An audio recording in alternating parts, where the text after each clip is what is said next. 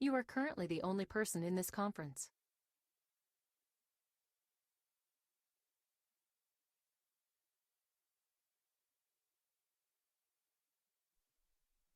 और अगर multiple vectors हैं तो उसके लिए पॉलीगन लॉ है। ये सारे अप्रोच है, इससे भी क्वेश्चन बनते हैं। लेकिन एनालिटिकली अगर हम देखें तो हम दो वेक्टर्स को ऐड करेंगे। पॉलीगन लॉ में हम कभी भी सारे वेक्टर्स को एक साथ ऐड नहीं कर पाएंगे, हमको बारी बारी से ही करना होगा। अगर हम एनालिटिकली मतलब उसका मैग्नीट्यूड निकालना चाहते हैं, उसका डायरेक्शन निकालना चाहते हैं, तो हमको ये सब करना पड़ेगा। एक है पैरेललोग्राम लॉ, उसमें भी लगभग सिमिलर तरीके से ही चीजें होती है, लेकिन उसमें वेक्टर को हम लोग टेल टू टेल फैशन में ज्वाइन करते हैं। ट्रायंगल लॉ में हमने देखा था कि जो दूसरे वेक्टर का टेल था वो पहले वेक्टर के टिप पर जाता था पैरेलली शिफ्ट करते हुए, और इनिशियल के टेल से फाइनल के टिप को ज्वाइन करते थे। लेकिन पैरेललोग्राम लॉ अप्रोच वाइज थोड़ा अलग है, और इससे भी हमको कुछ कुछ बातें समझ में आएंगी। जैसे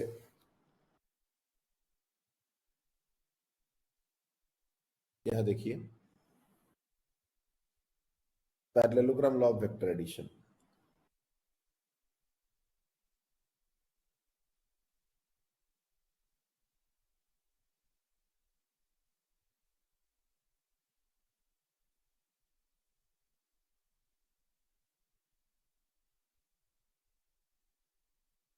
एक बात तो हमको समझ में आनी चाहिए कि या तो हम ट्रायंगल लॉ से ऐड करें या पैरेललोग्राम लॉ से ऐड करें, हमारा जो आंसर वो चेंज नहीं करेगा।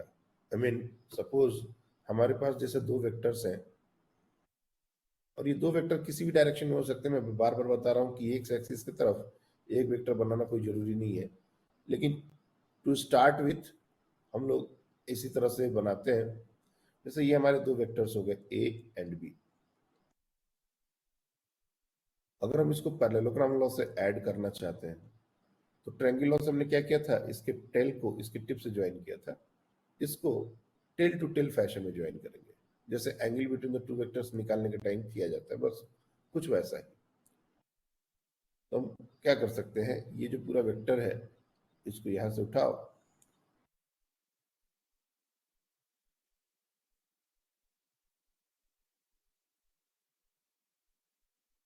ये पूरा वेक्टर यहां से उठाओ,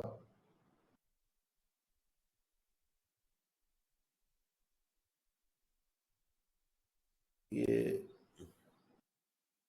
कभी कभी ये शिफ्टिंग वाला वर्क नहीं करता बहुत अच्छे से।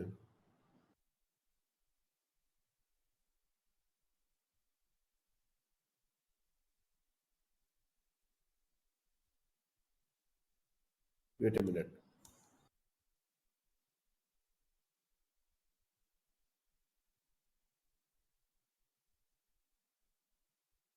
इसको हम लोग अगर यहां से उठा के अगर यहां पर ऐसे लगाते हैं सपोज, तो ये कुछ इस तरह का शेप ले लेगा। ये बी वेक्टर को हमने पैरेलली शिफ्ट करते हुए यहां पर लेके आए, पूरे अच्छे से पता नहीं क्यों नहीं वर्क कर रहा, वो बार बार ऑप्शन सेलेक्ट नहीं हो रहा। तो ये भी यहाँ तक यहाँ ऐसे कुछ ज्वाइन हो जाएगा। अब इन दोनों का हमको रिजल्टेंट बेसिकली ए प्लस बी निकालना है। तो पैरेललोग्राम लॉ का अप्रोच कहता है कि आप इसके बाद क्या करें, दोनों जो टिप है उससे पैरेलल लाइंस ड्रॉ करें, पैरेलल लाइंस, और एक पैरेललोग्राम कंप्लीट करें। बोलने का मतलब है कि एक वेक्टर हमारा था ऐसा, दूसरा वेक्टर था ऐसा, और ये angle between the two vectors definitely यही होगा angle between the two vectors. अब इसको ज्वाइन करने के बाद आप पैरेलल लाइंस ड्रॉ कर दें और एक पैरेललोग्राम कंप्लीट कर दें, और ये इन दोनों के टेल से यह जो अपोजिट कॉर्नर है इसको मिलाने वाला जो वेक्टर होगा वही इसका रिजल्टेंट होगा। ये इसका रिजल्टेंट होगा, समेशन होगा, जो भी बोलो, this is our A plus. तो अगर कल वाले डायग्राम से मैच करोगे तो ये बिल्कुल वैसा ही दिख रहा है जैसा कि ट्रायंगल में दिख रहा था, बस इसको देखने का तरीका हमारा बदल गया। हम पहले वी वेक्टर को टिप टू टेल फैशन में ज्वाइन करके इनिशियल के टेल से फाइनल के टिप ज्वाइन करते थे तो भी यही वेक्टर मिलता था, और अभी भी हमारा यही वेक्टर मिल रहा है। लेकिन ये एक अप्रोच है, और इससे क्या क्या बातें समझ में आनी चाहिए। सबसे पहली बात कि अगर हमारे पास कोई भी दो वेक्टर्स हैं, remember if we have any two vectors, तो उसका जो रिजल्टेंट है उसके बीचों बीच पास करेगा। जैसे मैं बार बार जब कल से डिस्कशन स्टार्ट हुआ था तब से मैं ये बात बता रहा था कि अगर एक बॉडी है उसको एक वेलोसिटी हमने दे दी इधर, लेट्स से v1, और एक वेलोसिटी दे दी हमने लेट्स से v2, वो किधर मूव करेगा? तो एक बात समझ में आनी चाहिए कि v1 और v2 के बीचों बीच कहीं, एग्जैक्टली बीचों बीच नहीं बोल रहे, मतलब इसी के इन बिटवीन कहीं से ये इसका रिजल्टेंट पास करेगा और ये इसी डायरेक्शन में मूव करेगा। This is v1 plus v2। ऐसा नहीं हो सकता कि इन दोनों के बाहर से रिजल्टेंट पास करे, जैसे a और b के बीचों बीच कहीं से ये रिजल्टेंट पास करेगा। ये रिजल्टेंट क्या होगा, इसको अपन r वेक्टर से डिनोट करते हैं, तो ये r क्या होता है, we will see this. r क्या होता है, इसका एंगल क्या होता है, ये सब हम लोग देखेंगे। लेकिन इतना तो समझ में आना ही चाहिए कि दो वेक्टर का जो रिजल्टेंट है वो उसी के बीच से ही पास करता है, इसके बाहर से कहीं नहीं पास कर सकता है। और सिमेट्री अगर थोड़ा सा ध्यान दें, suppose if you take the advantage of symmetry, suppose ऐसा कभी सिचुएशन आ जाए कि ए वेक्टर और B vector magnitude wise same हो जाए, मैग्नीट्यूड वाइज सेम हो जाए, तो ये जो हमने पैरेललोग्राम बनाया है ये बेसिकली रोम्बस बन जाएगा। अगर तुम देखो, अगर दोनों के मैग्नीट्यूड को सेम कर दिया जाए तो ये रोम्बस टाइप का दिखेगा। और रोम्बस में ये जो डायगोनल होते हैं ये बीचों बीच जाते हैं, मतलब जो भी एंगल होगा उसको बाइसेक्ट करते हुए जाएगा। इसको बोलते हैं इक्वली ओरिएंटेड। हमारा ये जो रिजल्टेंट है ये दोनों के साथ इक्वल एंगल बनाएगा। अगर पूरा एंगल थीटा था तो इंडिविजुअली ये थीटा बाई टू हो जाएगा। अगर ये बराबर हो गए तो, अगर ये बराबर नहीं हुए, जैसे नॉर्मल सिचुएशंस में ये बराबर नहीं होते, तो ये जो हमारा रिजल्टेंट है किधर लाई करेगा, किस तरफ झुकेगा? तो जो हमारा बड़ा वेक्टर होता है, जैसे मान लो ए और बी में मैग्नीट्यूड वाइज ए बहुत बड़ा हो गया, तो रिजल्टेंट ए की तरफ झुकेगा, मतलब ए के साथ उसका जो एंगल बनेगा वो छोटा बनेगा और बी से उसका एंगल बड़ा बनेगा। ये सब बातों को हमको मैथमेटिकली प्रूफ करने की जरूरत नहीं होती, हम लोग सिर्फ डायग्राम से ही इस बात को रियलाइज कर सकते हैं। जैसे मान लो ए वेक्टर हमने बना दिया बहुत बड़ा, ये हमारा हो गया ए वेक्टर, और बी वेक्टर हमने जानबूझ के बिल्कुल छोटा बनाया, हमको चीजों को रियलाइज करना है। अब यहाँ पर भी पैरेललोग्राम लॉ अगर लगाओगे तो इस तरह से अपने को पैरेलल लाइंस ड्रॉ करके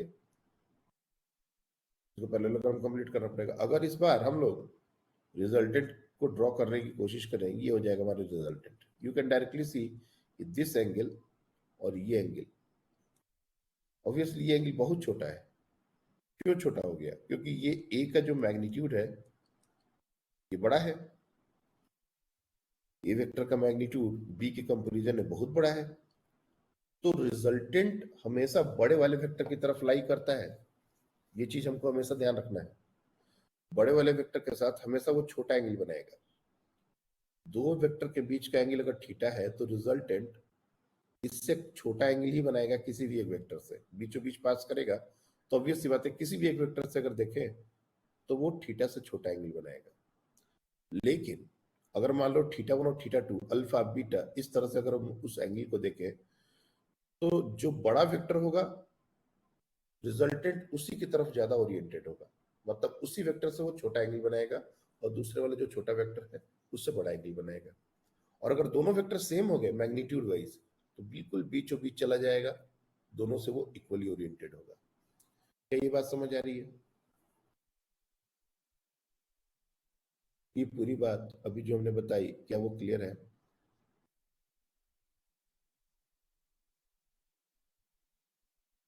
एनीवन हैव एनी कंफ्यूजन? और पैरेललोग्राम लॉ में हमने जो भी मैग्नीट्यूड डायरेक्शन निकालेंगे जो करेंगे वो तो खैर कोई बड़ी बात नहीं है, लेकिन हमको ये दो तीन चीजें बहुत अच्छे समझ में आनी चाहिए कि जब भी हम दो वेक्टर बनाएंगे, 3 पॉइंट्स हैं जो मैं यहां पर लिख देता हूं, जो हमने अभी एक्सप्लेन किया। पॉइंट नंबर 1 यहां पर नोट करके 3 पॉइंट जो है हमारे दिमाग में एकदम से बैठ जाना चाहिए। पहला, resultant of two vectors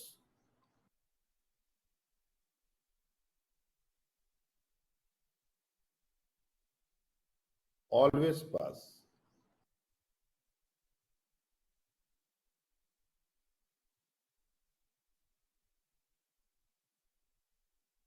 passes through always passes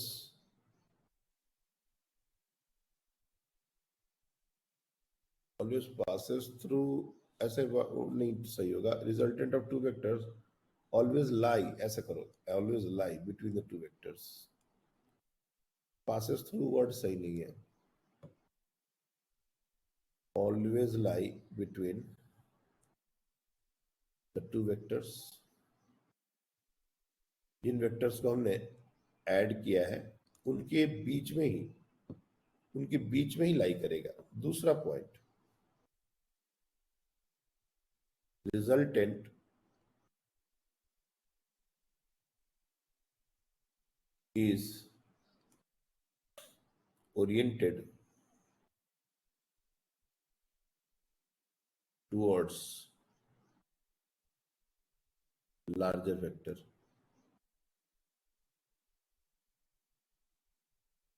in magnitude। जो वेक्टर बड़ा होगा रिजल्टेंट उसी की तरफ ओरिएंट हो जाएगा। तीसरा, if vectors are equal in magnitude,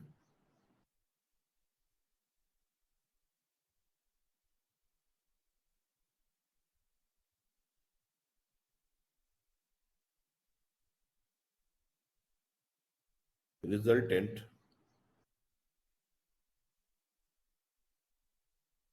equally oriented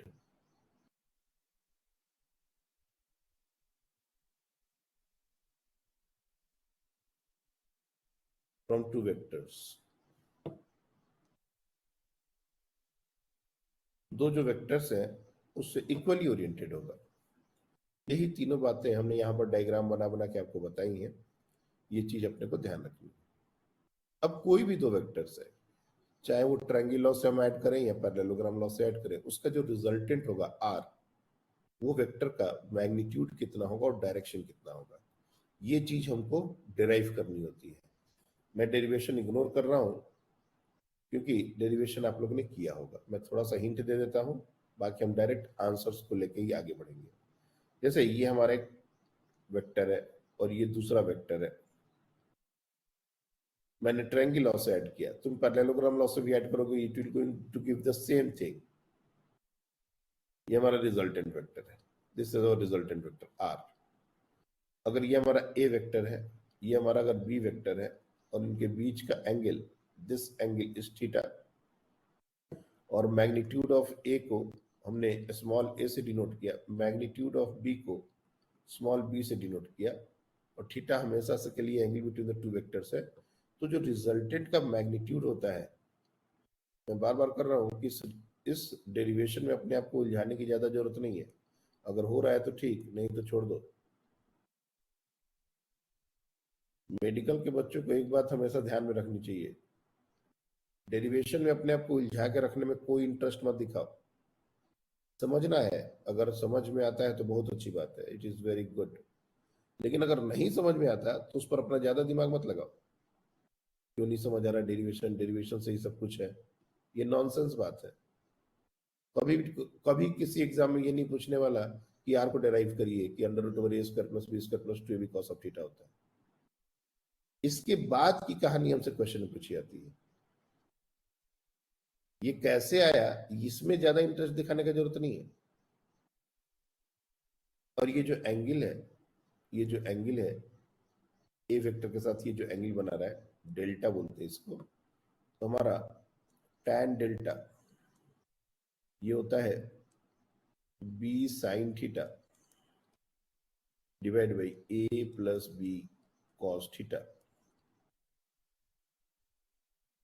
और इसी को कुछ दूसरे तरीके से लिखने का तरीका होता है delta is equal to tan inverse B sine theta divide by A plus B cos theta.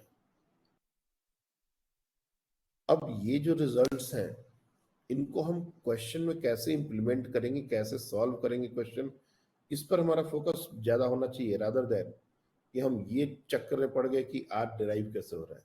एक सिंपल सा डेरिवेशन है, अगर चाहो तो कर लो, आपके एकाद से भी कराया गया होगा ये चीज। लेकिन अगर वो चीज करने के चक्कर में तुम बाकी चीजें छोड़ रहे हो जो इसके बाद हम बोलने वाले हैं, तो नॉनसेंस है, बेकार बात है। दो बातें मैं ध्यान दे दूं कि ये जो फॉर्मूला है ये ऑलवेज एप्लीकेबल, इसमें कोई रिस्ट्रिक्शन नहीं है।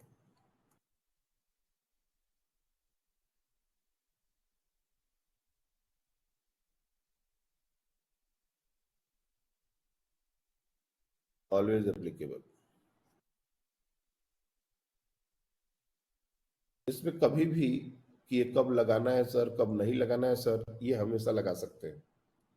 बस थीटा को angle between the two vectors रखना है, जिन दो वेक्टर्स को हम ऐड कर रहे हैं उसी के बीच का एंगल थीटा होगा, और कोई रिस्ट्रिक्शन इसके लिए नहीं है। टैन डेल्टा, ये जो थोड़ा एंगल है इसको ध्यान से समझ लो। ये जो डेल्टा हमने निकाला है ये डेल्टा स्टैंडर्ड एंगल नहीं है। जैसे ए वेक्टर और बी वेक्टर, हमने ए को एक्स से ओरिएंट कर दिया है। मान लो ए वेक्टर होता कुछ ऐसा और बी वेक्टर होता कुछ ऐसा, तो रिजल्टेंट ये होता। अब इन दोनों के बीच का एंगल अगर ये थीटा है तब भी रिजल्टेंट का ये फॉर्मूला लगा सकते हैं। लेकिन हमारा जो डेल्टा इस केस में होगा वो डेल्टा ये एंगल होगा, ना कि एक्स एक्सिस के साथ एंगल होगा। ए वेक्टर के साथ डेल्टा, ए वेक्टर के साथ रिजल्टेंट कितना एंगल बनाता है, ये हमारा डेल्टा का वैल्यू होता है। अगर मान लो हमसे पूछा जाए कि एक्स एक्सिस के साथ कितना एंगल बन रहा है रिजल्टेंट का, तो हमको ये वाला एंगल भी उसमें ऐड करके बताना पड़ेगा। लेकिन मोस्ट ऑफ द टाइम में ए वेक्टर को हमेशा एक्स एक्सिस के लॉन्ग ले लेते हैं, तो ये एंगल एक्स एक्सिस से भी मान लिया जाता है। बट ये हमेशा एक्स एक्सिस से नहीं होता, ये हमेशा ए वेक्टर से होता है। This delta is angle with vector A. और कुछ टाइम के बाद हम लोग को इस तरह के एंगल निकालने के लिए जरूरत भी नहीं पड़ने वाली, वी विल सी कि वो एंगल कैसे निकलेगा। लेकिन हाँ, ये जो फॉर्मूले आए हैं ये कहीं भी लगा सकते हैं। दो वेक्टर आपको दे दिया जाए, एंगल पता चल जाए, डायरेक्टली यूज कर लो। और कुछ इंपॉर्टेंट रिजल्ट इससे जो निकलते हैं, जो एक मेडिकल के बच्चे को एक ऑन टिप हो जाना चाहिए। जैसे मान लो कि हमारा ये रिजल्टेंट आ गया, ये उसका एंगल आ गया, और जैसा मैंने बताया था कि अगर ए और बी बराबर हो जाए, जैसे इसी में कंडीशन अगर यहां डाल दो कि if A is equal to B, इसका मतलब ये हुआ कि दोनों वेक्टर का मैग्नीट्यूड सेम हो गया। तो रिजल्टेंट का फॉर्मूला कैसे चेंज करेगा, ये तो बात की बात है। पहले ये एंगल के बारे में एक बार देख लो, डेल्टा होगा क्या। तो डेल्टा हमारा हो जाएगा बी साइन थीटा। बी और ए की जगह तुम कोई भी एक ही नंबर यूज करो, लेट से तुम यूज कर लेते हो a, so a sine theta divide by A plus a cos theta.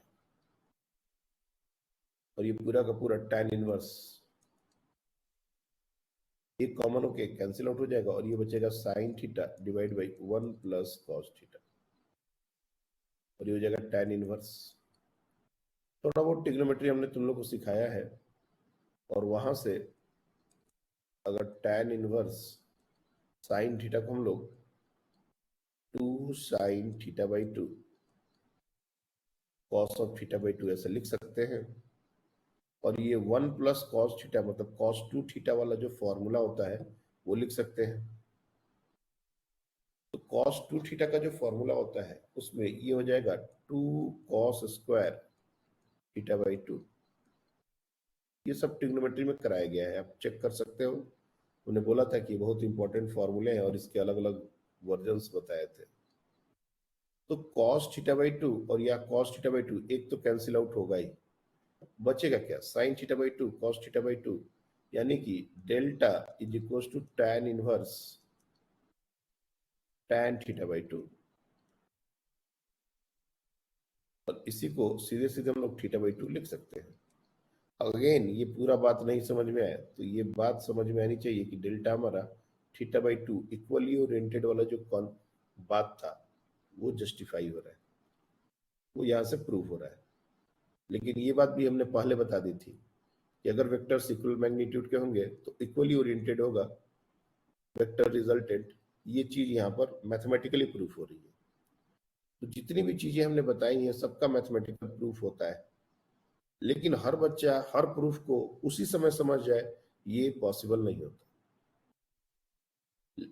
अगर ये प्रूफ नहीं भी करते सपोज, और तब भी बच्चे को ये बात अगर दिमाग में बैठ जाए कि इक्वली ओरिएंटेड का क्या मतलब होता है, बीचों बीच पास करने का मतलब क्या होता है, तो ये कोई ज्यादा मैटर नहीं करता कि उसने ये प्रूफ समझा या नहीं समझा।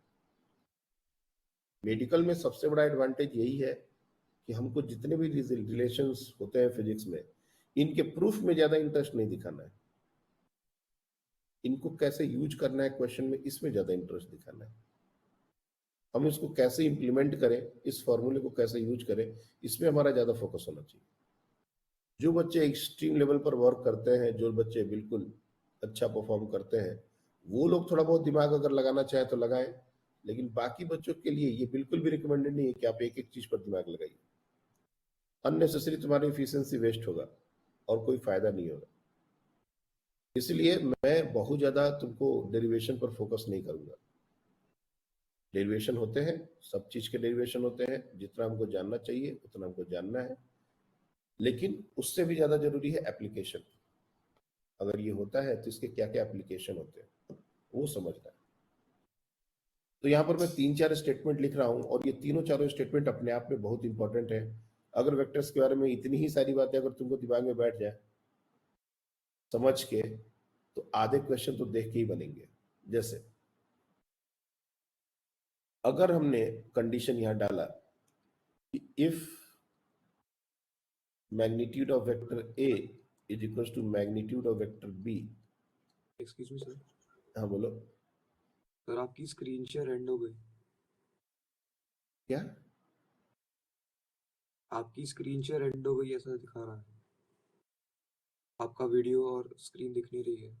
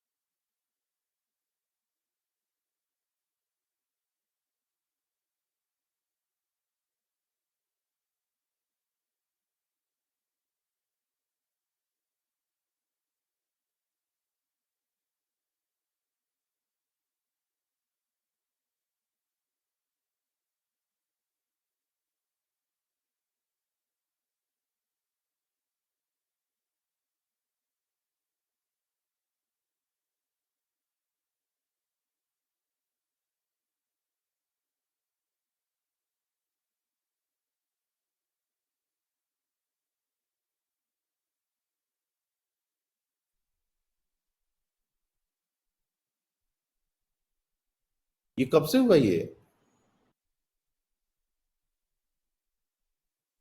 सर मतलब 2 मिनट पहले ही हुआ था। किसने बताया? नहीं बताओ। ये तो अच्छी बात है, ये तो आश्चर्यजनक बात है। एनीवे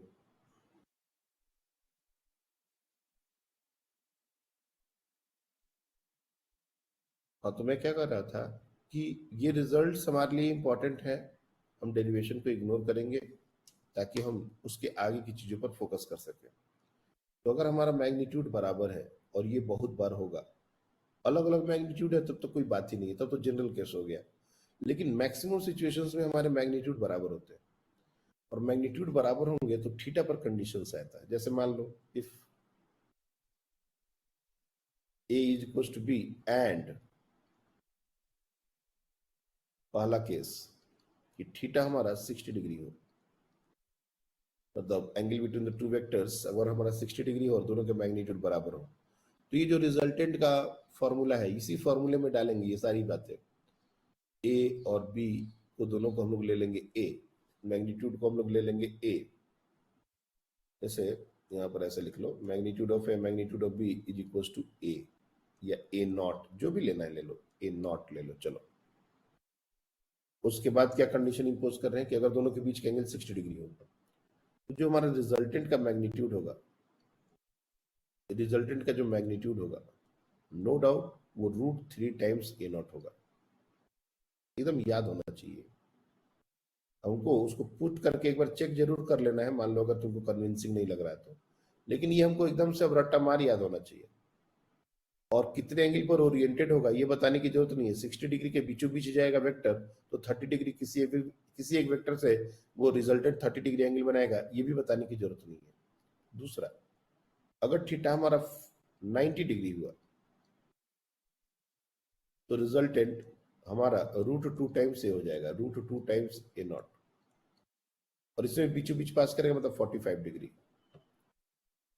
तीसरा, इन ये तो वैसे तो ये तीनों चारों बहुत इंपॉर्टेंट है, लेकिन अगर ये केस आया तो ये सबसे इंपॉर्टेंट केस होता है 120 डिग्री। दो वेक्टर मैग्नीट्यूड वाइज बराबर है और एंगल 120 डिग्री है, तो यहां पर रिजल्टेंट उन्हीं के बराबर हो जाता है। सबसे ज्यादा अगर इंपॉर्टेंट कुछ इन तीनों में भी अभी तक हमने लिखा है तो ये वाला लिखा है, ये केस कैसे होता है इसका एक दो डायग्राम भी बनाया जा सकता है। चौथा पांचवा बहुत ऑब्वियस है कि थीटा अगर 0 डिग्री हुआ तो रिजल्टेंट 2a हो जाएगा, और अगर थीटा 180 डिग्री हुआ तो रिजल्टेंट हमारा 0 हो जाएगा। तो ये दो चीजें तो बहुत सारी जल्दी बच्चे याद कर लेते हैं, लेकिन ये तीन चीजें भी हमको याद होनी चाहिए। और ये जो 120 डिग्री का केस है, जैसे मैं 60 डिग्री का केस बहुत अच्छे से फील नहीं आएगा, ये 60 डिग्री का केस है, ये दो वेक्टर 60 डिग्री पर एक्ट कर रहे हैं, तो रिजल्टेंट जो होता है वो फिर कुछ ऐसा होता है, ये √3 टाइम्स ऑफ दिस वेक्टर होता है। 90 डिग्री पर बिल्कुल अच्छे से समझ में आ जाएगा, पाइथागोरस थ्योरम लगा दो, पाइथागोरस थ्योरम, ये लेंथ हमारा a और ये length a, directly Pythagoras theorem लगाओगे तो ये वैल्यू आ जाएगी, और ये इक्वली ओरिएंटेड है 45 45। 120 डिग्री समथिंग लाइक दिस, एक वेक्टर ऐसा, और चूंकि मैग्नीट्यूड है दूसरे वेक्टर को बराबर करना है तो हमको ऐसा बनाना पड़ेगा, क्योंकि ये एंगल 120 होना चाहिए। और अगर तुम देखो तो इनिशियल के टेल से फाइनल के टिप को ज्वाइन करना हो तो ये हमारा रिजल्टेंट होता है। अगर ये और ये बराबर हो गए हैं a नॉट a नॉट, और इसके बीच का एंगल ये हो गया 60 डिग्री, तो ये भी एंगल हमारा 60 हो जाएगा, ये भी एंगल 60 हो जाएगा, इक्विलेटरल ट्रायंगल फॉर्म होगा। और ये जो रिजल्टेंट है इन दोनों का मैग्नीट्यूड के बराबर, इसका भी मैग्नीट्यूड होगा। तो ये सारी चीजें ज्योमेट्री से बहुत इजीली प्रूफ की जा सकती हैं, लेकिन मैं अगेन बात कर रहा हूं, प्रूफ करने में किसी को इंटरेस्ट दिखाने का ज्यादा जरूरत नहीं है। ये प्रूफ थोड़ा बहुत अगर हम हिंट कर रहे हैं तो ये सिर्फ उन बच्चों के लिए कर रहे हैं जो ये सब चीजों को पहले से दिमाग में बैठा चुके हैं। अदरवाइज ये रिजल्ट को दिमाग में बैठाना ज्यादा जरूरी है। क्वेश्चन में हमको यही पूछा जाएगा, इसी को अलग अलग तरीके से घुमा घुमा के पूछा जाएगा। कुछ और बातें जो हमको समझनी है, बहुत सारे क्वेश्चन में रिजल्टेंट को बोलता है कि इसके परपेंडिकुलर है। जैसे तो एक चीज याद रखो कि 3 4 5 इज ए पाइथागोरियन ट्रिपलेट। 3 4 5 एक पाइथागोरियन ट्रिपलेट है।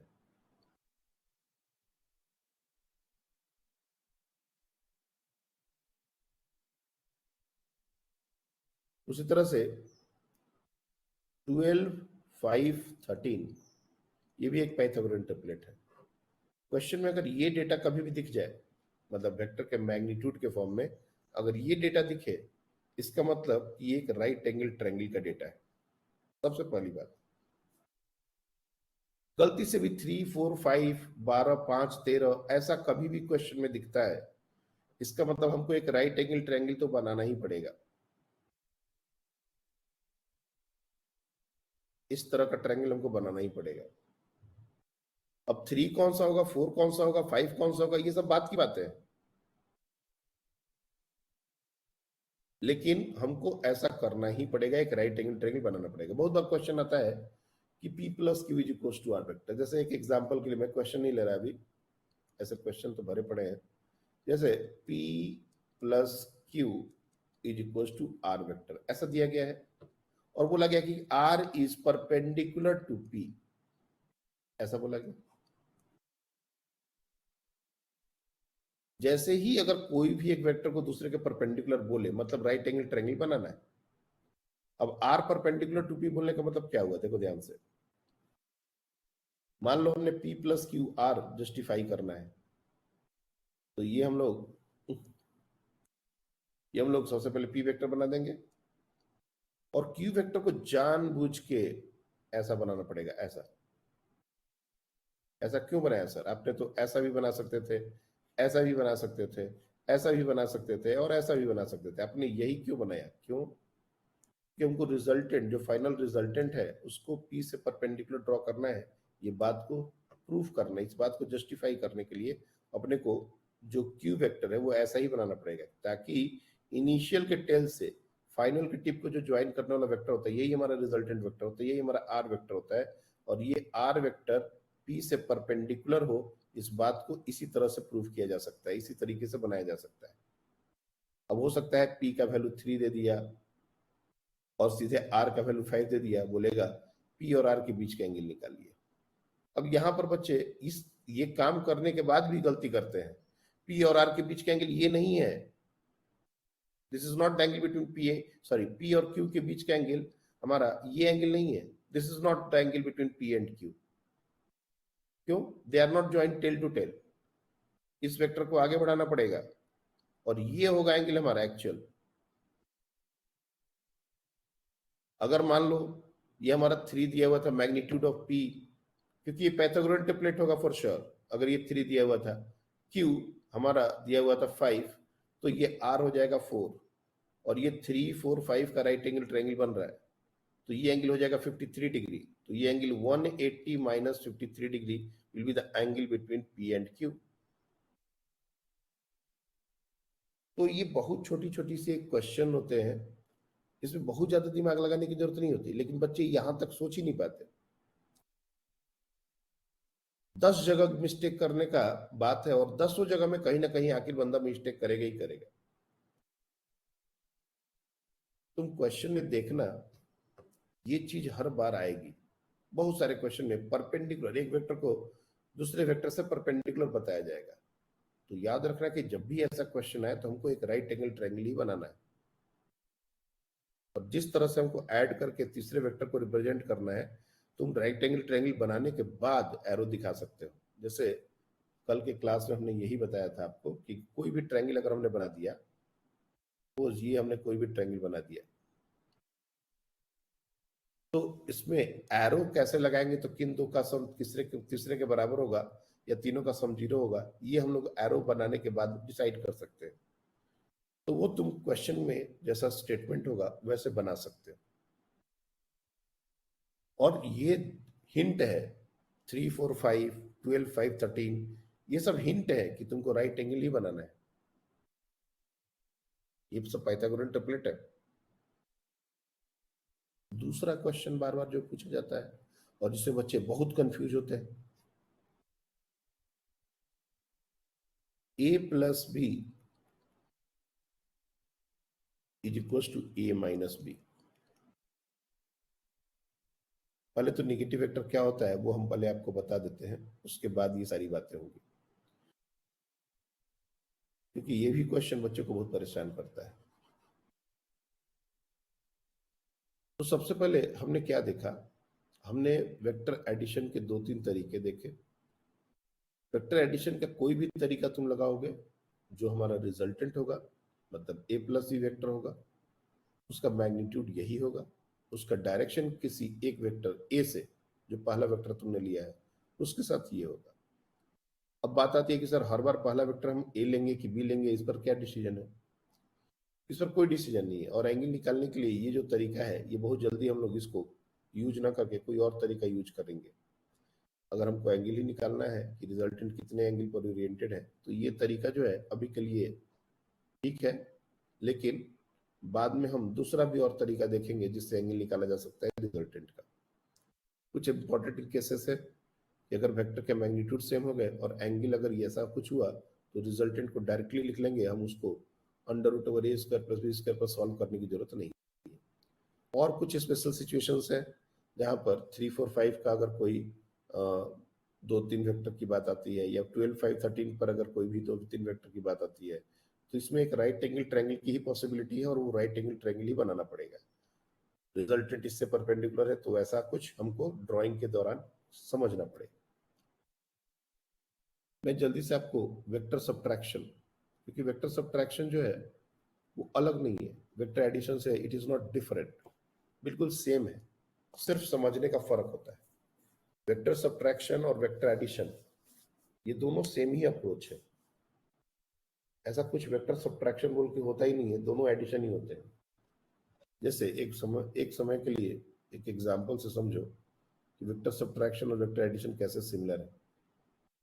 मान लेते हैं एक वेक्टर हमने बना दिया है कुछ ऐसा, और जो वेक्टर को हम लेके अभी तक चले थे, दो वेक्टर को, इसी दो वेक्टर को लेके अभी चल रहे हैं।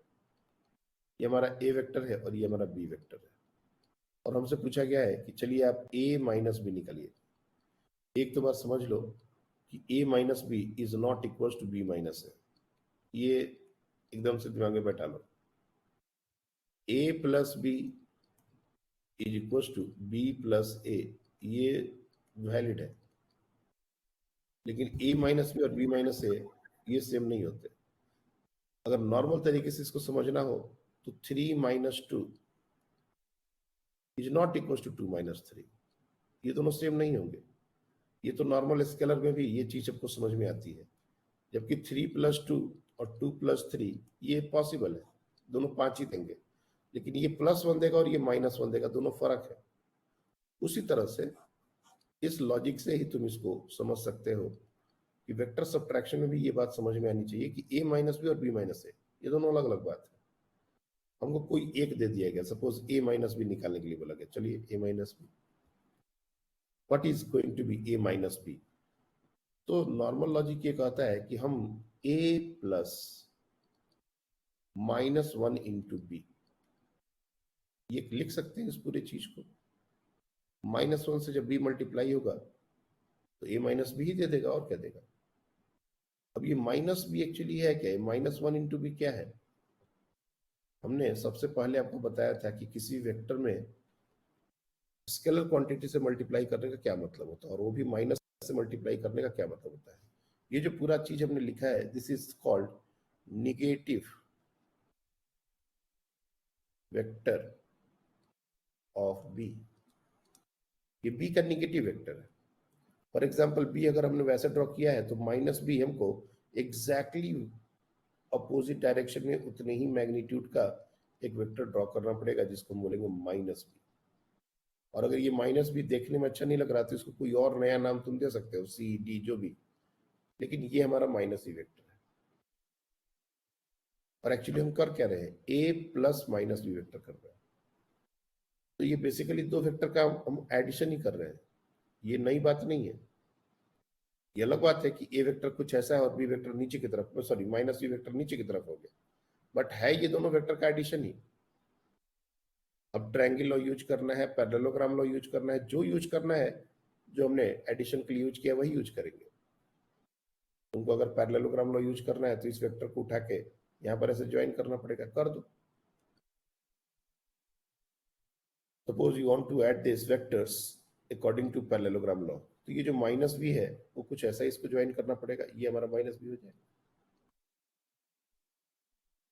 और अगर ये बी वेक्टर होता तो कुछ ऐसे ज्वाइन होता, और ये angle between the two vectors, अगर हमने ए और बी के बीच का एंगल लिया है, एडिशन डायरेक्ट अगर कर रहे होते ए प्लस बी, तो ये थीटा हमारा angle between the two vectors होता है।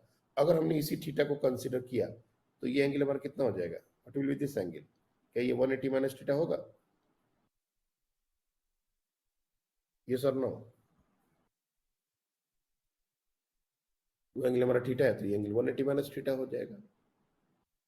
अब देखा जाए तो ये दो वेक्टर्स हैं और उनके बीच का एंगल 180 माइनस थीटा है। इसका मैग्नीट्यूड स्मॉल है, इसका मैग्नीट्यूड स्मॉल भी है, क्योंकि निगेटिव वेक्टर में मैग्नीट्यूड चेंज नहीं होता। तो रिजल्टेंट की जो बात है अगर हम डायग्रामेटिकली उसको थोड़ा दिखाना चाहें तो पहले इसको पैरेललाइज ड्रॉ करके उसका रिजल्टेंट तुम कुछ ऐसा दिखा सकते हो।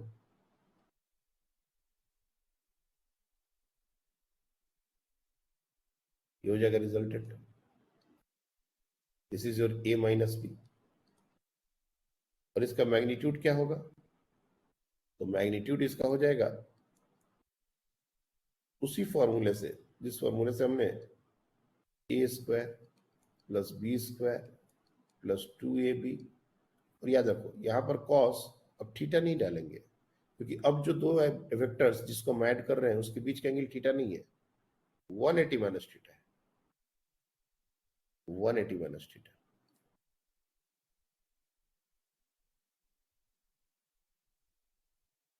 तो cos 180 minus theta minus cos theta होता है, तो यही फॉर्मूला हो जाएगा a square plus B square minus 2ab cos of theta.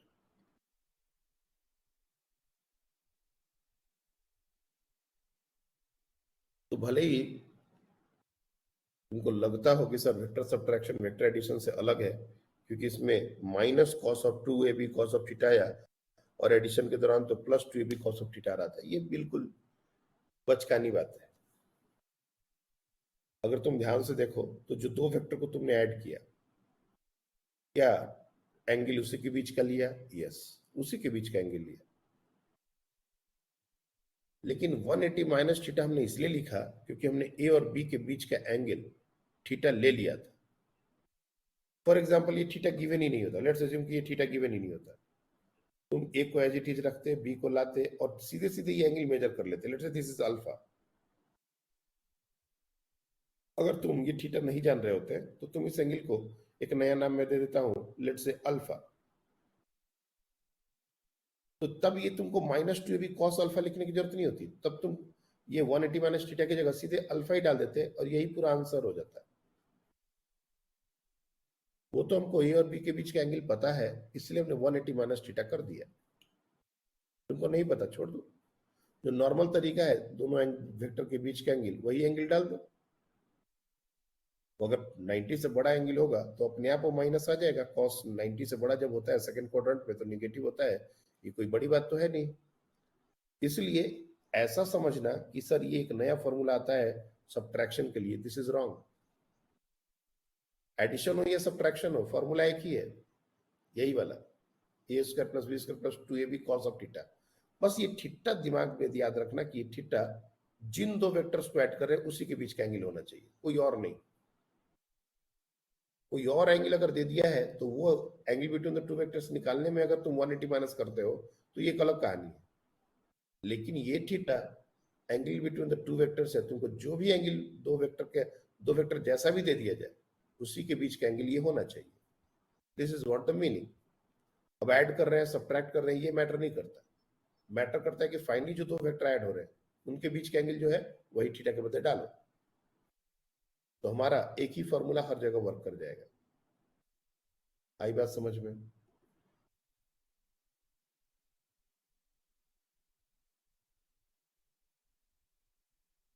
Clear है ये?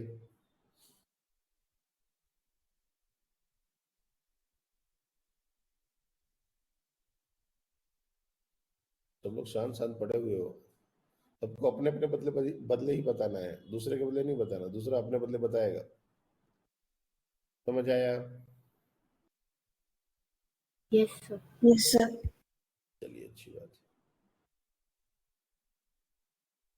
तो वेक्टर एडिशन और वेक्टर सब्ट्रैक्शन की बहुत सारी बातें क्वेश्चन के दौरान पूछी जाती है, और कुछ question direct formula based direct value put करने वाले नहीं होते। कुछ क्वेश्चन जैसे इस तरह के होते हैं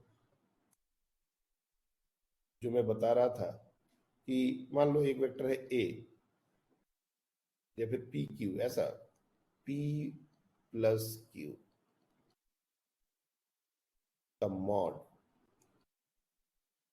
पी माइनस क्यू का मॉड।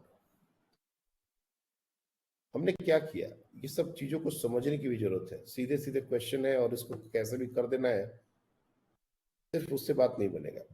ऐसा कह रहा है कि दो वेक्टर का एडिशन और दो वेक्टर का सब्ट्रैक्शन का मैग्नीट्यूड हमेशा सेम हो जाए, एस के लिए क्या कंडीशन होना चाहिए? समझो बात। दो वेक्टर को अगर ऐड करोगे तो जो मैग्नीट्यूड होगा, और दो वेक्टर को जब सब्ट्रैक्ट करोगे तो जो मैग्नीट्यूड होगा, ये दोनों बराबर हो गए। हमारे पास दोनों रिजल्ट अभी दिख रहे हैं।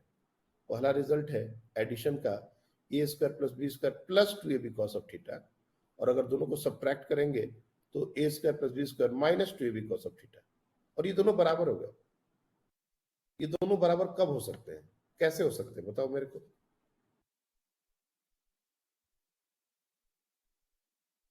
हमारा जो सिचुएशन बन रहा है, हाँ बताइए, आजा बताइए। सर जब दोनों के बीच का एंगल 90 डिग्री हो। ये तो फॉर्मल आंसर हो गया। यहां पर समझो, ये जो माइनस किया है ना और हमने जो प्लस किया है, जैसे p प्लस क्यू, इसका मैग्नीट्यूड है p square plus Q square plus 2pq cos theta. ये p प्लस क्यू का है, और p माइनस क्यू का अगर तुम देखो तो p square plus Q square minus 2pq cos theta. अब एक क्वांटिटी है जिसमें हम कुछ ऐड भी कर रहे हैं और सब्ट्रैक्ट भी कर रहे हैं, लेकिन फिर भी दोनों क्वांटिटी को बराबर इक्वेट कर रहे हैं। ये कब पॉसिबल है? ये तभी पॉसिबल है जब ये ऐड या सब्ट्रैक्ट करने वाली क्वांटिटी का वैल्यू 0 हो जाए। ये तभी हो सकता है, क्योंकि मान लो कोई एक क्वांटिटी है 100, उसमें तुमने कुछ ऐड करके और उसमें कुछ सब्ट्रैक्ट करके, और तब भी दोनों को बराबर इक्वेट करने का बात हो रहा है। इसका मतलब हमने कुछ ऐड ही नहीं किया, ना कुछ सब्ट्रैक्ट किया, यानी कि 2pq cos थीटा ये 0 होगा। p और q कभी 0 नहीं हो सकते, यानी cos थीटा 0 होगा, और cos थीटा 0 का एक ही मतलब है, ये दोनों के बीच का एंगल 90 डिग्री होगा।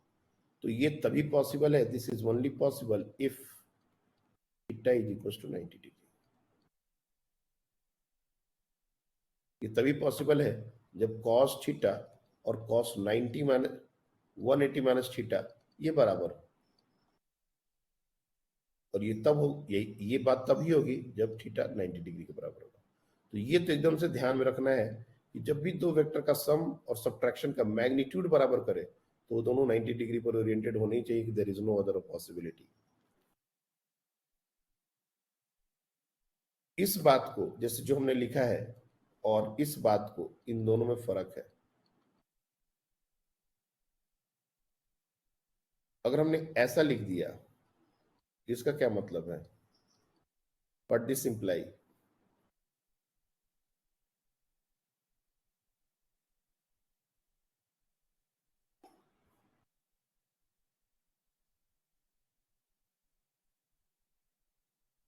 दो ही लोग हैंड रेस करते हैं, कैसे चलेगा काम? हाँ नूपुर बताइए।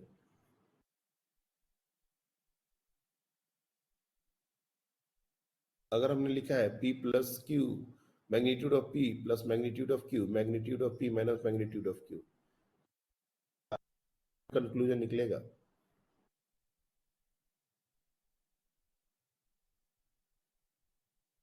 अच्छा, इसका माइक आपका काम नहीं करता ना नूपुर? यार कुछ तो प्रॉब्लम है आपका। और किसने हैंडल किया है? चैतन्य आप बताइए। सर फर्स्ट में थीटा 0 डिग्री और सेकंड में 180 डिग्री। अरे राम राम राम।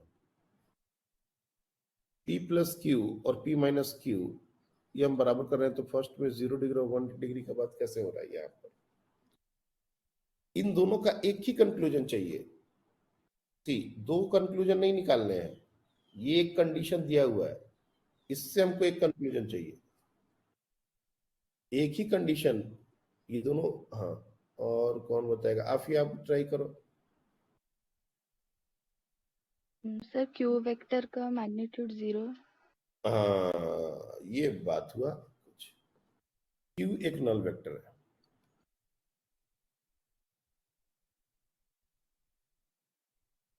फिर से वही बात आ रही है ना, एक क्वांटिटी में एक को ऐड कर रहे हैं और एक दूसरी क्वांटिटी में एक को सब्ट्रैक्ट कर रहे हैं। p एक मैग्नीट्यूड है, एक मैग्नीट्यूड में अगर कोई क्वांटिटी को ऐड भी करो और सब्ट्रैक्ट भी करो और तब भी बराबर कर दो, ये तभी पॉसिबल है ना जब ये 0 हो। और कैसे हो सकता है ये? ये सब छोटी छोटी बातें अब समझने की जरूरत है, यही चीज हम यहाँ बता रहे थे। दूसरा, अगर मान लो इसको अगर ऐसे पूछे दिया गया तब भी ठीक है। अगर मान लो P प्लस क्यू और P माइनस क्यू अगर ऐसे भी पूछा जाता तब भी कंक्लूजन यही होता। इस चीज को पहले वाले या फिर इस चीज को पहले वाले से रिलेट करने का कोई जरूरत नहीं है, ये दोनों सब अलग अलग बातें हैं। पहला का कंक्लूजन है 90 डिग्री का एंगल, लेकिन दूसरा और तीसरा जो हमने आपको क्वेश्चन दिया है इसका मतलब है कि क्यू एक नल वेक्टर है। तो मैक्सिमम टाइम पर टीचर ये सिखाता है और क्वेश्चन एग्जाम में ये आ जाता है, बच्चों को लगता है कि तो यही क्वेश्चन है। तो क्वेश्चन की थोड़ी बारीकी समझनी है, रादर देन कि तुम अपना concentration under root over A square plus B square plus 2ab cos of theta कैसे आता है इस पर दिखाओ। उससे ज्यादा जरूरी है कि तुम क्वेश्चन पर अपना दिमाग लगाओ कि चलो वो तो आ गया होगा जैसे भी, लेकिन अब क्वेश्चन में उसको कैसे इंप्लीमेंट किया जाए, नए नए क्वेश्चन को कैसे अप्रोच किया जाए। वेक्टर्स का सबसे बड़ा इश्यू यही है कि बच्चे इसको ग्राफिकल मेथड से करना ही नहीं चाहते। इस तरह के क्वेश्चन पे पहले ही हाथ पांव फुला देते हैं। जैसे इनको मॉड दिख गया, जैसे उनको पी क्यू दिख गए, ए माइनस बी ए प्लस बी दिख गया, वो सोचना बंद, खत्म कहानी। दूसरा वेक्टर 90 डिग्री पर पहले वेक्टर के साथ है, अब तो हालत ही खराब हो गया। जितनी भी बातें हमने बताई हैं, हम वही बातें आज हमने डिस्कस करी है जहां से बच्चे सोचना बंद कर देते हैं, बिल्कुल भी नहीं सोचना चाहते। दो वेक्टर है, रिजल्टेंट एक के परपेंडिकुलर हो गया, इस तरह का केस। दो वेक्टर है जिनका सम रिजल्टेंट के बराबर हो गया, इस तरह का केस। ऐसे करके बहुत सारे क्वेश्चन बनते हैं और हमको उसको लॉजिकली ज्योमेट्री से थोड़ा सा रिलेट करके सोचना पड़ेगा, तभी जाके हम वेक्टर्स को अच्छे से समझ पाएंगे। रिजल्टेंट निकालने का तरीका जो है वो under root over A square plus B square plus 2ab cos of theta ऐसा नहीं है, और भी बहुत सारे तरीके हैं। अभी जितना हमने पढ़ा है उसमें रिजल्टेंट निकालने का ये तरीका है। आगे हम कुछ और चीजें पढ़ेंगे और हो सकता है रिजल्टेंट निकालने का तरीका और आसान हो जाए। It's not about finding the resultant, it's about understanding the vectors. Vectors को हम कैसे समझ रहे हैं, वेक्टर्स को कैसे देख रहे हैं, हम क्या वेक्टर को ज्योमेट्री से रिलेट कर पा रहे हैं या नहीं कर पा रहे हैं। क्योंकि पूरा ये अभी तक का जो भी कहानी है ये सब ज्योमेट्री तो है, सब में ज्योमेट्री, एंगल, थीटा, ओरिएंटेशन यही मैटर कर रहा है। ट्रायंगल बना रहे हैं, बार बार पैरेललोग्राम बना रहे हैं, ये सब ज्योमेट्री तो है, और क्या है।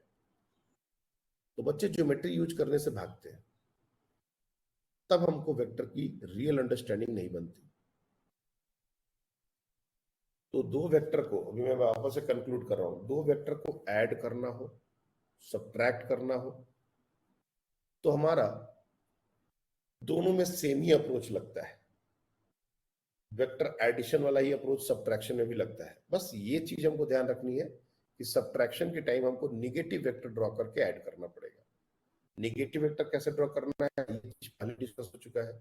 उसको 180 डिग्री का रोटेशन देना है, एरो को एक तरफ से हटा के दूसरी तरफ लगा देना है, जो भी तुमको अच्छा लगे, और फिर उन दोनों को नॉर्मल तरीके से ऐड करना है। दोनों के बीच का जो एंगल होगा वही अगर थीटा ले लेते हो तो सीधे plus 2ab cos of theta use कर लो, कोई दिक्कत नहीं। जो भी थीटा का वैल्यू है वो डालो और कॉस ऑफ दैट एंगल निकालो, पुट करो, आंसर करो। इस तरीके से ये हमारे क्वेश्चन बनते हैं। अब इसके बाद चीजों को आसान करने के लिए एक और बहुत इंपॉर्टेंट कॉन्सेप्ट इंट्रोड्यूस किया गया और वो था यूनिट वेक्टर का कॉन्सेप्ट। ये अपने आप में यूनिट वेक्टर, ये अपने आप में ही एक यूनिक बात है। यूनिट वेक्टर, वैसे तो वेक्टर बहुत तरह के होते हैं, लेकिन उस सारा अलग से उसका डेफिनेशन याद करने का जरूरत नहीं है। मैं 2-3 वेक्टर्स बता दूंगा जिनको क्वेश्चन में जनरली यूज करते हैं और उनके मतलब हमको समझ में आने चाहिए। यूनिट वेक्टर,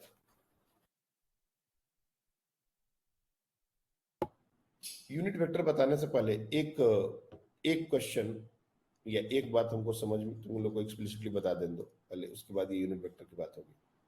जैसे मान लो क्वेश्चन ऐसा दिया गया, 3 forces acting on a body. ये मैं फोर्स लेके लिख रहा हूं, लेकिन ये किसी भी वेक्टर क्वांटिटी के लिए ऐसा बोला जा सकता है। 3 forces acting on a body in such a way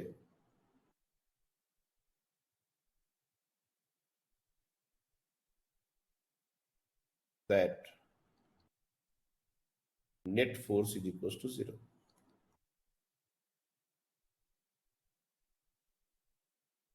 जब कोई भी बॉडी पर नेट फोर्स 0 हो जाए, चाहे 3 हो, चाहे 4 हो, चाहे 5 हो, वो मैटर नहीं करता, लेकिन अगर बॉडी पर नेट फोर्स 0 हो जाए तो इसको बोलते हैं body is in equilibrium. Question में वैसे ये न्यूटन्स लॉ में आएगा ये सारा, लेकिन कभी कभी वेक्टर्स में ही पूछ देते हैं बॉडी इज इन इक्विलिब्रियम। ये इक्विलिब्रियम एक भारी वर्ड है, मैं अभी इसको एक्सप्लेन नहीं कर पाऊंगा। अभी सिर्फ इतना समझ लो कि एक बॉडी पर अगर फोर्सेस लग रहे हैं 2, 3, 5, 7, 10, 20 कितने भी, लेकिन अगर उसका नेट फोर्स अगर हमने निकाला और वो 0 हो गया तो उस बॉडी को इक्विलिब्रियम बोल सकते हैं। मैं पर्टिकुलरली 3 फोर्सेस की बात कर रहा हूं कि अगर कोई बॉडी पर 3 फोर्स लग रहा हो और तब भी नेट फोर्स अगर 0 हो जाए तो सिचुएशन क्या बनेगी। तो याद रखना कि ये 3 फोर्सेस है। मैं उसको अगर F1, F2, F3 से नाम दे दूं, F1, F2, F3, ये 0, ये हमारा स्टेटमेंट बोल रहा है। इसका मतलब इन तीनों को मिला के एक ट्रायंगल बनाया जा सकता है। We can form a triangle.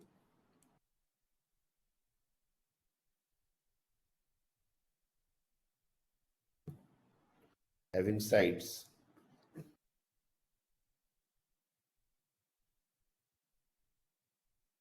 F1, F2, F3, इन तीनों के मैग्नीट्यूड के बराबर के साइड लेंथ का एक ट्रायंगल हम बना सकते हैं।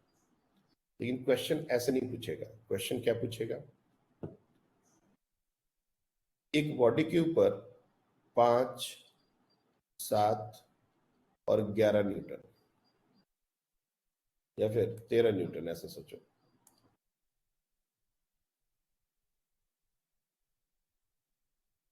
ये मैग्नीट्यूड के फोर्स एक्ट कर रहे हैं। Will the body in equilibrium, question पूछेगा विल द बॉडी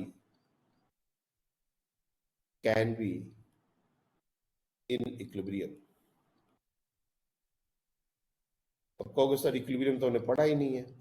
बिल्कुल सही बात है, हमने इसको इक्विलिब्रियम नहीं पढ़ा है, लेकिन हमने जितना आपको इंफॉर्मेशन दिया है उतने पर ये क्वेश्चन बनना चाहिए। इक्विलिब्रियम का मतलब क्या होता है, नेट फोर्स 0, चाहे 3 हो या 30 हो, net force 0 is called equilibrium. अब ये 5, 7, 13 का रिजल्टेंट 0 हो सकता है क्या। अब बच्चा सोचेगा कि सर 5 + 7 + 13 का भी 0 कैसे हो सकता है।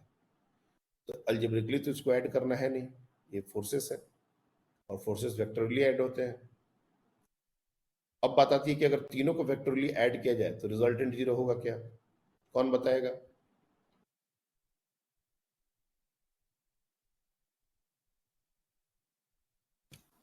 अब सबसे बड़ा प्रॉब्लम यह है कि इस केस में एंगल्स बताया ही नहीं गया कि F1, F2, F3 के बीच का एंगल क्या है।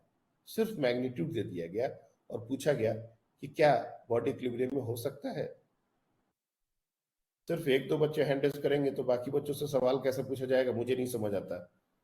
जो बच्चे हैंड रेज करेंगे उन्हीं से तो क्वेश्चन पूछा जाएगा ना।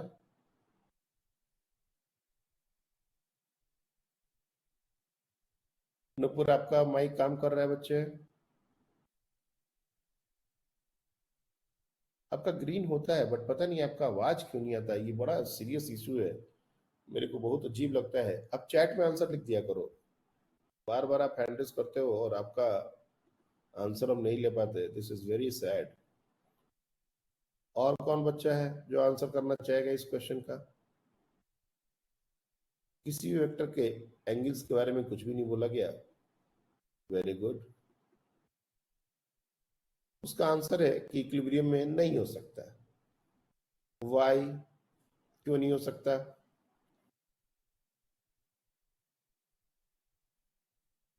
चलिए बाहर आप बताइए। सर वो इक्विलिब्रियम में होने के लिए वो उनकी 5 और 7 का जो वेक्टर एडिशन है मैक्सिमम, मतलब जब वो 0 डिग्री होगा वो 13 से इक्वल होना चाहिए, नहीं तो बड़ा होना चाहिए। ओके मतलब फिर ही वो 0 हो सकता है बाद में। ओके, देखो कृष्णा आप कुछ बताओगे। सर वही ना जो मैं ला मुझे पाइथागोरस थ्योरम गलत बात हो रहा है बच्चे ने पर। Pythagoras theorem is not the actual logic. Actual logic यहाँ सामने दिया हुआ है। यहाँ पर लिखा हुआ है कि अगर तीन वेक्टर्स का सम 0 हो तो उसे एक ट्रायंगल बनाया जा सकता है। We can form a triangle. अब हमने ट्रायंगल बनाने के लिए क्या कंडीशन पढ़ा है जूनियर क्लासेस में, सबको याद होगा। मान लो हमको तीन साइड लेंथ दे दी गई और तुमसे पूछा गया क्या ये ट्रायंगल इससे बनाना पॉसिबल है, क्या हम इन दोनों को तीनों को मिला के एक ट्रायंगल बना सकते हैं। इसके लिए क्या कंडीशन था बताओ।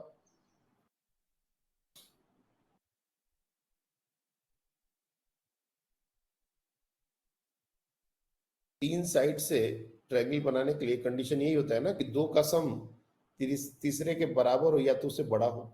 यही होता है ना कंडीशन।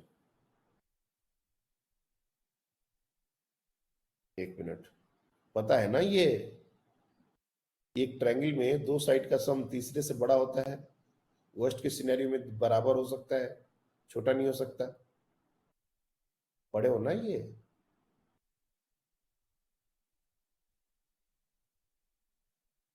अरे राम, सुन नहीं रहे क्या हम मेरी बातों को।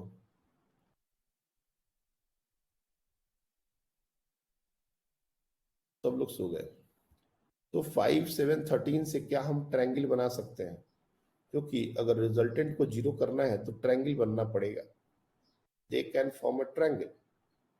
अब ट्रायंगल बन सकता है क्या, उसके लिए कंडीशन ये होता है कि sum of two sides must be greater than third one. अब यहाँ पर 5 और 7 को देखोगे तो इसका सम जो है से छोटा हो रहा है। मतलब 5 7 13 से कोई भी ट्रायंगल बन ही नहीं सकता। और जब ट्रायंगल बन ही नहीं सकता तो इक्विलिब्रियम में नहीं हो सकते। नो। तो इस तरह के भी क्वेश्चन पूछे जाते हैं।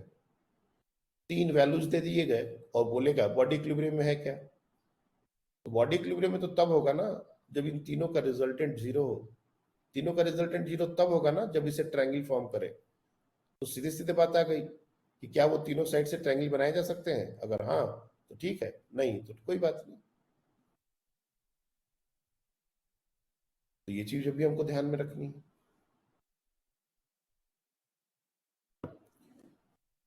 अब बात आती है यूनिट वेक्टर की। यूनिट वेक्टर,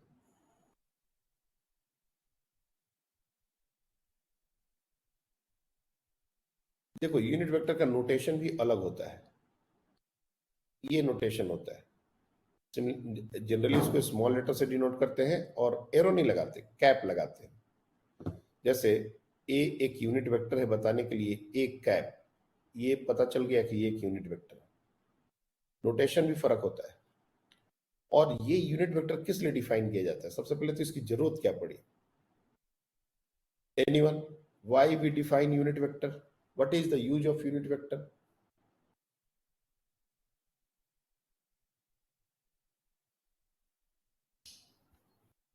कुछ गिने चुने बच्चे ही हैंड रेस करेंगे तो कैसे बाकी बच्चों से मैं क्वेश्चन पूछूं, मुझे नहीं समझ आ रहा है। ओ भी बताइए। सर डायरेक्शन बताने के लिए। डायरेक्शन बताने के लिए, बिल्कुल टू द पॉइंट आंसर। ये सही लगता है मुझे कि बच्चा बिना इधर उधर की बात किए सीधे टू द पॉइंट आंसर बोले। डायरेक्शन बताने के लिए यूनिट वेक्टर का सबसे इंपॉर्टेंट बात यही है कि ये डायरेक्शन बताता है। इसका मैग्नीट्यूड 1 होता है और यही इसकी खासियत है। हम इसमें कोई भी क्वांटिटी से मल्टीप्लाई कर देंगे तो ये उसी के बराबर का मैग्नीट्यूड ले लेगा। तो यूनिट वेक्टर का जो सबसे इंपॉर्टेंट जो काम है वो है डायरेक्शन बताना है। It signifies the direction. पहला स्टेटमेंट जो हमको यूनिट वेक्टर के बारे में समझना चाहिए, इट सिग्निफाइज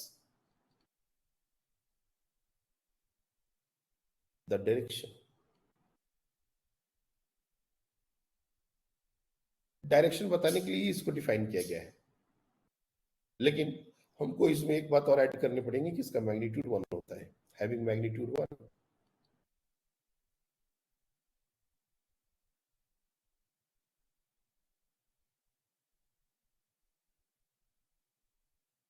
मैग्नीट्यूड इसका 1 यूनिट है और 1 है रादर।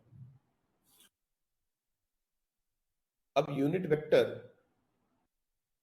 से क्या फायदा होने वाला है, यूनिट वेक्टर को क्यों इंट्रोड्यूस किया गया, अब देखना चीजें कितनी सिंपल दिखने लगेंगी यूनिट वेक्टर के कारण।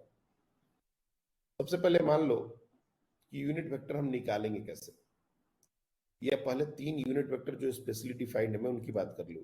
आई जे के, ये 3 यूनिट वेक्टर्स हैं और ये प्रॉपर डिफाइंड है, दे आर वेल डिफाइंड, इसको हम अपने मर्जी से कुछ भी नहीं कर सकते। आई जो वेक्टर है ये पॉजिटिव एक्स एक्सिस डायरेक्शन को सिग्निफाई करता है, पॉजिटिव एक्स एक्सिस। सिमिलरली जे जो वेक्टर है ये पॉजिटिव वाई एक्सिस, और ये जो के है ये पॉजिटिव जेड एक्सिस, इन्हीं को सिग्निफाई करता है। हम अपनी मर्जी से इनके अलावा कोई और लेटर यूज कर लेंगे, लेकिन ये लेटर स्पेशली डिफाइंड है, इनके साथ कोई मजाक नहीं। तो मैं क्या बोल रहा हूं कि अगर तुमने कोई 3 डायमेंशनल कोऑर्डिनेट सिस्टम बनाया, और ये बनाने अब तुम लोग को आना चाहिए, 2 डायमेंशन की बात तो खैर हो ही रही है, 3 डायमेंशन में भी चीजें अपने को समझ आनी चाहिए। इस तरह से अगर हमने वेक्टर्स बनाए तो आई जो यूनिट वेक्टर है वो इस डायरेक्शन को रिप्रेजेंट करता है। ये हमारा एक्स एक्सिस है, ये हमारा वाई एक्सिस है, ये हमारा जेड एक्सिस है। तो आई इस डायरेक्शन को रिप्रेजेंट कर रहा है, जे इस डायरेक्शन को रिप्रेजेंट कर रहा है, और के ये ऊपर वाले डायरेक्शन को रिप्रेजेंट कर रहा है। अगर हम पूछें कि अच्छा ये पीछे पीछे की तरफ क्या सिग्निफाई करेगा, तो ये माइनस आई हो जाएगा, ये माइनस जे हो जाएगा, अपोजिट डायरेक्शन है तो माइनस, और ये माइनस के हो जाएगा। इस तरीके से हम लोग इसको स्पेशली डिफाइन करते हैं। इसके करने से चीजें कितनी आसान हो जाएंगी ये अभी 2-4 चीज बातों से समझ आएगा। मान लो हमने एक बॉडी पर फोर्स लगाया, a force of 10 Newton acting on a body along x-axis। अब इस पूरे बात को ग्राफिकली बताने का तरीका है ये। ग्राफिकल मेथड अगर देखा जाए तो ये हमारा है f, और अगर मैग्नीट्यूड बोला जाए तो ये 10। ये हमारा वो तरीका हो गया इस पूरे बात को लिखने का, समझने का। लेकिन एक दूसरा तरीका अगर हम ऐसा सोचें, 10 इंटू आई,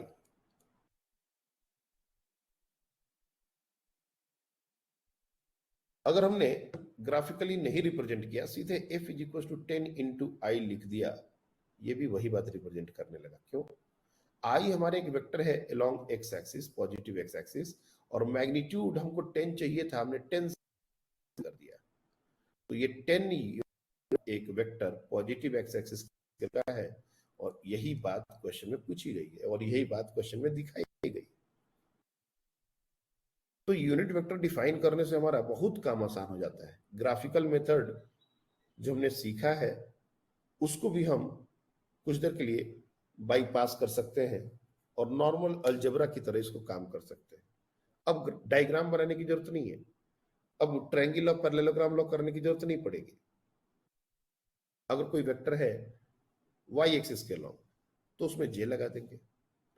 अब बच्चे कहते हैं कि सर हर वेक्टर तो आई और जे के लॉन्ग नहीं होगा। सही बात है भाई। जैसे यहां पर मैं 2D प्लेन की बात करूं, लेट्स से पहले 2D प्लेन की बात करते हैं। ये एक्स एक्सिस है और ये वाई एक्सिस है। मैं क्या बोल रहा हूं कि हर बार वेक्टर एक्स के लॉन्ग हो जाए और वाई के लॉन्ग हो जाए, ऐसा तो कोई जरूरी नहीं है। कोई वेक्टर ऐसा भी हो सकता है, कोई एंगल थीटा बना के, और ये वेक्टर को मैंने ले लिया आर। अब इसको कैसे लिखेंगे आई और जे के टर्म्स में, या आई के टर्म्स में? ये कैसे लिखेंगे? ये तो एक्स के लॉन्ग भी नहीं है, ये वाई के लॉन्ग भी नहीं है, तब कैसे करेंगे?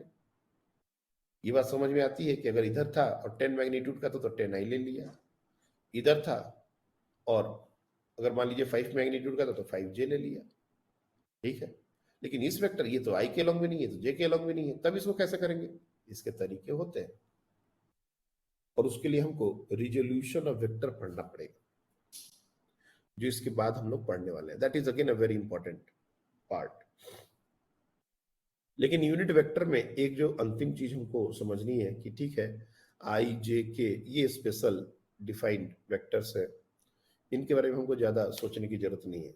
लेकिन अगर मान लो हमको कोई डायरेक्शन में डिफाइन करनी हो, हमको कोई ना कोई एक particular direction other than this X Y Z define करना हो, जैसे हमने ये आर वेक्टर जिस डायरेक्शन में बनाया है, ये ना आई के लॉन्ग है, ना जे के लॉन्ग है, ना के लॉन्ग है। अगर हमको इस आर के अलोंग एक यूनिट वेक्टर चाहिए, इफ वी नीड, ध्यान से देखना, if we need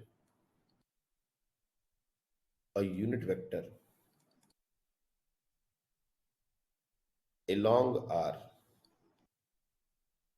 are vector के लॉन्ग हमारा एक यूनिट वेक्टर चाहिए, और कुछ देर के लिए उसके नोटेशन हमने ले लिया एन। तो ये एन कैसे निकालेंगे?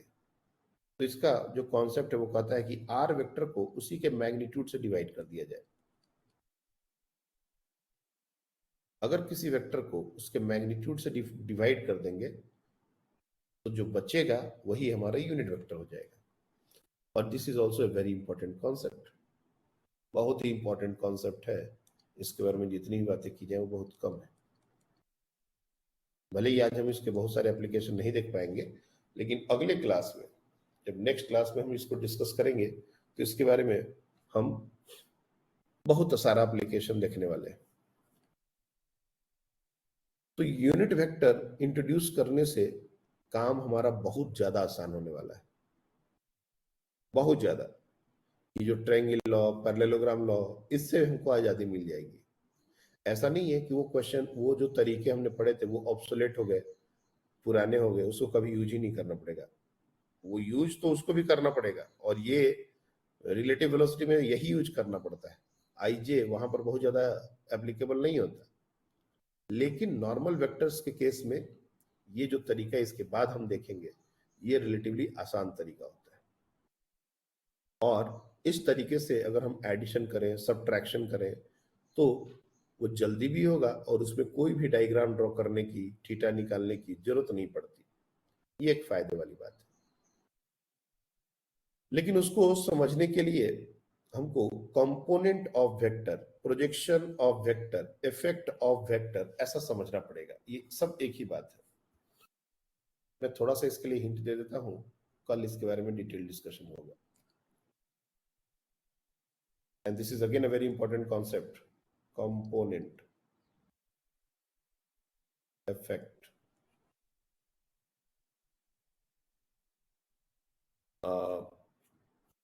प्रोजेक्शन, ये सब एक ही चीज है of a vector.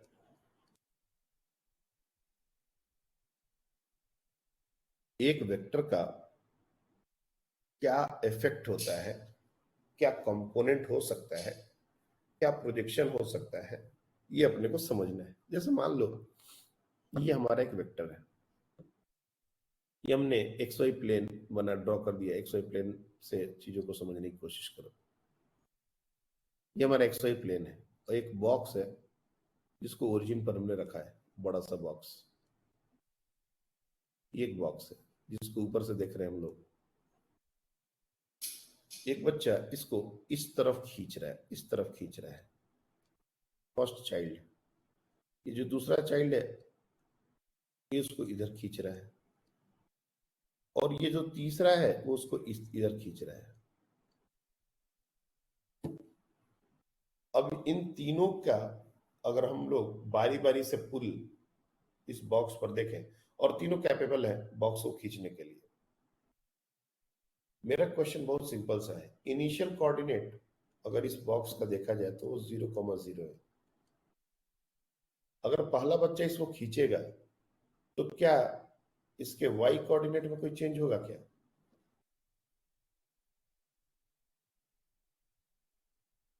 Will there be any No, change in होगा?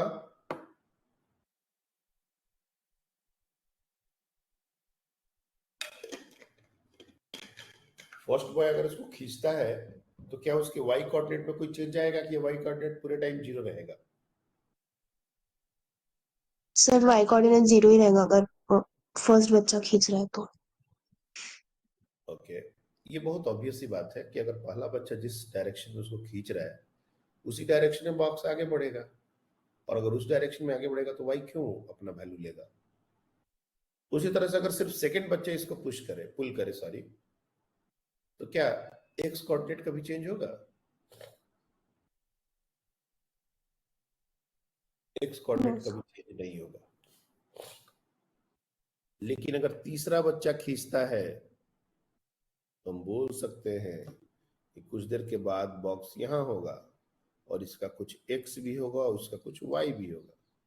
यहां पर अगर ये खींच के लाया था तो सिर्फ एक्स था, यहां पर जब ये लेके आया था तो सिर्फ वाई था, लेकिन जो तीसरे बच्चे ने खींचा इसमें एक्स और वाई दोनों आ गए। ऐसा क्यों हुआ?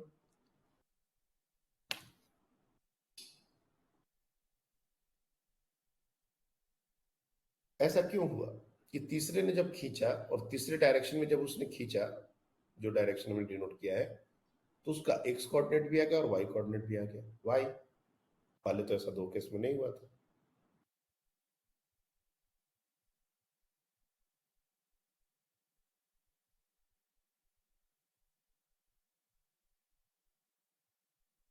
यही मेन सबसे इंपॉर्टेंट बात है जो आज के दिन हम आपको थोड़ा सा हिंट देके जा रहे हैं। ये जो फोर्स बच्चे ने लगाया, जिस डायरेक्शन में लगा रहा था हमने उसी डायरेक्शन में एक फोर्स डिनोट कर दिया। इस फोर्स का कुछ इफेक्ट एक्स एक्सिस के लॉन्ग भी है और कुछ इफेक्ट वाई एक्सिस के लॉन्ग भी है। इसका इफेक्ट कुछ एक्स एक्सिस के लॉन्ग है और इसका वाई एक्सिस के लॉन्ग है। तभी ऐसा हो पाया क्योंकि एक बॉक्स को एक्स में अगर एक्स एक्सिस के लॉन्ग डिस्प्लेस करना हो, एक्स कोऑर्डिनेट लाना हो, तो हमको इस डायरेक्शन में तो फोर्स चाहिए ही चाहिए, और अगर वाई डायरेक्शन में डिस्प्लेस करना हो तो इस डायरेक्शन में फोर्स चाहिए ही चाहिए। यानी कि ये जो फोर्स है आर, इसको नाम दे दो एफ, लेट से एफ, इसका कुछ इफेक्ट एक्स एक्सिस के लॉन्ग है, कुछ इफेक्ट वाई एक्सिस के लॉन्ग है, तभी ऐसा हुआ, अदरवाइज ऐसा नहीं हो सकता था। और इसी फोर्स का क्या इफेक्ट एक्स एक्सिस के लॉन्ग है, क्या इफेक्ट वाई एक्सिस के लॉन्ग है, यही जो इफेक्ट है इसी को बोलते हैं component. This is called component. और इसी कंपोनेंट को हम लोग कल डिटेल में पढ़ने वाले हैं। Component, projection, horizontal component, vertical component, ये सारी चीजें तो कल मान के चलो नेक्स्ट क्लास कल है, और कल हम लोग का वेक्टर्स एक तरीके से खत्म हो जाएगा। जितनी भी बाकी चीजें हैं, कल का क्लास बहुत इंपॉर्टेंट होने वाला है। हमने 2 क्लास बहुत बेसिक बेसिक बातों में ही अपना दिया है। यहाँ से क्वेश्चंस बहुत सारे बनने लगेंगे और कल के बाद से ऑलमोस्ट पूरा वेक्टर सॉल्व होने लगेगा। तो कल की क्लास को मिस नहीं करेंगे, और जितना तक हमने क्वेश्चन आपको कराया या फिर जो भी कॉन्सेप्ट बताया है उसके बेसिस पर क्वेश्चंस आपको बहुत सारे क्वेश्चन बैंक में है। क्वेश्चन बैंक पहले से शेयर्ड हो चुका है। मैं एक और क्वेश्चन का शीट आपको शेयर कर दूंगा 2-3 दिन के अंदर। आप वेक्टर्स के क्वेश्चन अटेम्प्ट करना शुरू कर दीजिए। आपके मॉड्यूल में वेक्टर के बहुत ज्यादा क्वेश्चन नहीं है, गिन चुन के 10-20 क्वेश्चन है, उतने से होगा नहीं। वेक्टर्स का पहले एक शीट शेयर हुआ था, उसमें वेक्टर के क्वेश्चन थे। यूनिट एंड मेजरमेंट वाले में वेक्टर्स के क्वेश्चन थे, तो वो यूनिट एंड मेजरमेंट वाला जो वेक्टर क्वेश्चन बैंक है उससे आप सॉल्व कर सकते हैं।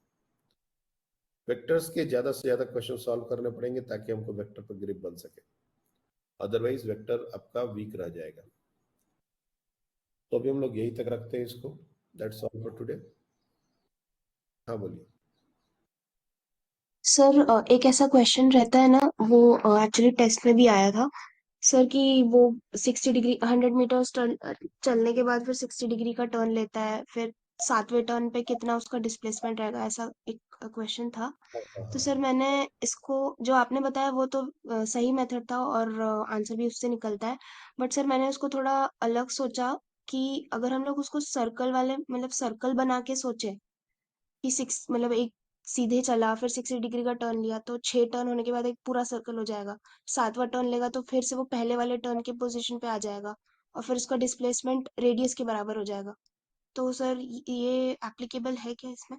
नहीं, सर्कुलर पाथ तो थोड़े ना मूव कर रहा है, वो स्ट्रेट लाइन पाथ मूव करे तो सर्कल क्यों बनाएंगे? नहीं सर, मतलब सीधे जा रहा है फिर 60 डिग्री का टर्न ले जा रहा है, हाँ सर्कल तो पाथ पे है हाँ तो ऐसा। सर्कल क्यों हम बनाए? जैसे वो क्वेश्चन में है कि वो सीधे जा रहा है और 60 डिग्री का टर्न ले रहा है। हाँ, ये अलग बात है कि ये लगातार अगर टर्न लेने लगे तो सर्कल बनेगा, लेकिन जब ये 60 डिग्री का टर्न कुछ दूर डिस्टेंस कम हुआ था, ये तो रेगुलर पॉलीगन का सिचुएशन हुआ ना। और ये 60 डिग्री की जगह अगर कोई और एंगल पर लेता है तो उस एंगल का रेगुलर पॉलीगन बनता है। हर केस में ये रेगुलर पॉलीगन बनेंगे, रेगुलर पॉलीगन। और regular polygon of infinite side को बोलते हैं सर्कल। यहाँ पर इनफाइनाइट तभी बनेगा जब ये एंगल ऑलमोस्ट नेग्लिजिबल हो, theta almost tends to zero, थोड़ा टर्न ले रहा हो, तब हमको सर्कल बनाने का मतलब बनता है। लेकिन जब ये एक प्रॉपर एंगल दे दिया गया तो हमको पता चल जाएगा कितने साइड्स होंगे और कौन सा पॉलीगन होगा, रेगुलर पॉलीगन, तो उसमें हम सर्कल बनाने का कोई मतलब नहीं है। ठीक है सर, थैंक यू।